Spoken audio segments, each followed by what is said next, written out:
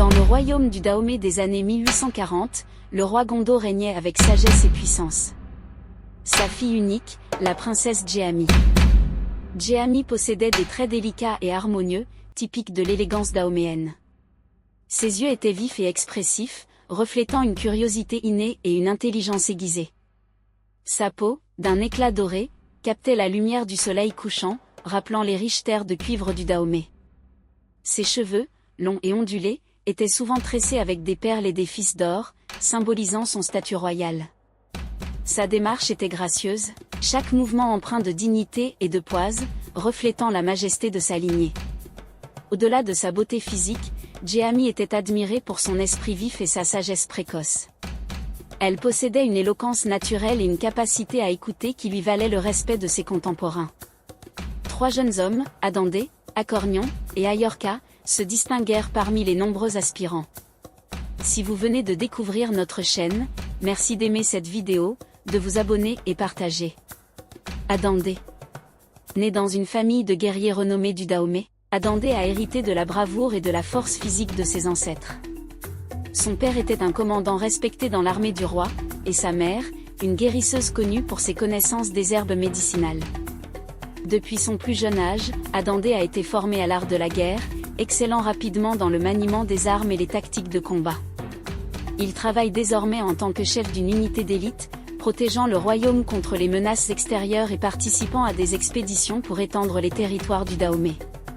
Akornion vient d'une famille de sages et de conseillers royaux. Son grand-père était un dignitaire de la cour, et sa mère, une érudite en littérature et en histoire dahoméenne.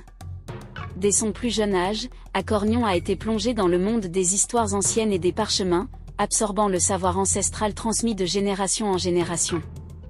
Il occupe aujourd'hui le poste de conseiller auprès de plusieurs dignitaires du royaume. Sa réputation de médiateur sage et équitable le précède. Ayorka est issue d'une humble famille de fermiers du Dahomey. Ses parents, bien que de faible rang, sont profondément respectés dans leur communauté pour leur travail acharné et leur intégrité. Son père cultive la terre, produisant suffisamment pour soutenir sa famille et aider les voisins en temps de besoin, tandis que sa mère tisse des textiles colorés qu'elle vend au marché local.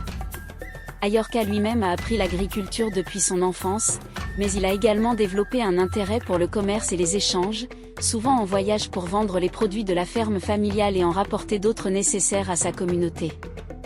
Le roi Gondo, soucieux de trouver un prétendant digne pour sa fille et pour le trône, avait imaginé 3 épreuves pour tester le courage, la sagesse et la générosité des prétendants.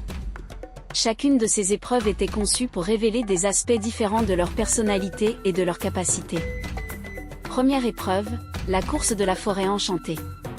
Cette épreuve consistait en une course à travers la dense et mystérieuse forêt enchantée du Dahomey, un lieu rempli de dangers naturels et de créatures sauvages. Le but était de récupérer une fleur rare qui ne pousse qu'au cœur de la forêt, connue sous le nom de « larme de soleil ». La forêt était labyrinthique, avec des chemins qui se croisaient et se recroisaient, rendant la navigation extrêmement difficile. De plus, elle abritait des animaux sauvages et des pièges naturels, comme des marécages et des ronces épaisses. Adandé, sa grande force physique lui permettait de surmonter les obstacles physiques facilement. Son excès de confiance et son manque de prudence le rendaient vulnérable aux pièges plus subtils de la forêt. Akornion, son intelligence et sa capacité à résoudre des énigmes l'aidaient à naviguer dans la forêt. Moins robuste physiquement, il avait du mal avec les défis physiques plus exigeants. Ayorka, sa connaissance de la nature, acquise par des années de travail dans les champs, lui permettait de reconnaître les plantes et les pistes animales. Manquant de force brute, il devait compter sur sa ruse pour éviter les dangers. Deuxième épreuve, l'énigme du temple ancestral. Les prétendants devaient entrer dans le temple ancestral et résoudre une énigme écrite en ancien script dahoméen sur les murs du temple. L'énigme était complexe, impliquant la connaissance de l'histoire, de la culture, et des langues anciennes du Dahomey. Le temple était également réputé pour ses illusions et ses pièges spirituels.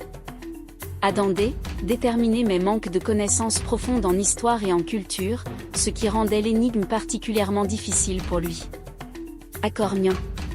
C'était son domaine d'excellence, son érudition lui permettait de déchiffrer les indices plus rapidement que les autres. Mais les pièges spirituels du temple testaient sa résilience mentale. Ayorka. Bien qu'il n'ait pas la même éducation formelle que Acognon, son intuition et son bon sens l'aidaient à interpréter les indices. Son manque de formation académique était un désavantage notable. Troisième épreuve, le sacrifice du cœur. La dernière épreuve demandait aux prétendants de donner quelque chose de valeur personnelle pour le bien du royaume, sans savoir s'ils seraient récompensés ou non. C'était un test de caractère et de générosité, évaluant la capacité de chaque prétendant à sacrifier pour le bien d'autrui. Adandé. Prêt à donner de l'équipement précieux. Hésitait à donner sans garantie de retour, montrant une certaine réserve dans son engagement. Acognon. Offrait des manuscrits et des connaissances, utiles pour l'éducation. Son sacrifice, bien que précieux, manquait de l'aspect personnel et émotionnel. Ayoka. Son don de provision lors d'une famine démontrait une générosité profonde et sincère, touchant. Après les 3 épreuves, le moment était venu pour le roi Gondo de prendre une décision qui déterminerait non seulement l'avenir de sa fille mais aussi celui de son royaume. Les performances des prétendants avaient été variées, chacun montrant ses forces et ses faiblesses à travers les défis imposés. Adandé avait démontré une grande force et un courage inébranlables, et Acognon avait fait preuve d'une intelligence et d'une érudition remarquables. Cependant, c'est Ayorka, avec sa modestie, sa connaissance de la nature, et surtout, son acte désintéressé de générosité, qui avait profondément impressionné le roi et sa cour. Le roi Gondo, observant de près le comportement et les réactions de sa fille Djeami durant les épreuves, avait également remarqué l'admiration et le respect qu'elle portait à Ayorka. Djeami avait été touchée par la sincérité et l'altruisme d'Ayorka, des qualités qu'elle valorisait profondément. En conséquence, lors de la grande assemblée au palais, devant les dignitaires, les villageois et tous les prétendants, le roi Gondo prit la parole. Avec une voix empreinte de solennité et de fierté, il annonça sa décision. Parmi tous les prétendants nobles qui se sont présentés pour gagner la main de ma fille, un jeune homme s'est distingué non par sa richesse ou sa renommée, mais par la pureté de son cœur et la sincérité de ses actions. Ayorka, bien que le plus humble parmi vous, a montré qu'il possède la noblesse de caractère digne d'un futur roi. C'est lui que je choisis pour épouser ma chère Djeami et pour devenir un jour le guide de notre grand royaume. La foule, d'abord surprise, éclata en acclamations, touchée par la sagesse du choix du roi. Djeami, les yeux brillants de joie, s'approcha d'Ayorka et lui prit la main, un geste symbolique de leur future union et partenariat. Le mariage fut célébré quelques semaines plus tard, dans une explosion de couleurs, de musique et de danse, reflétant la riche culture dahoméenne. Les festivités durèrent plusieurs jours, accueillant des invités de tout le royaume et même au-delà.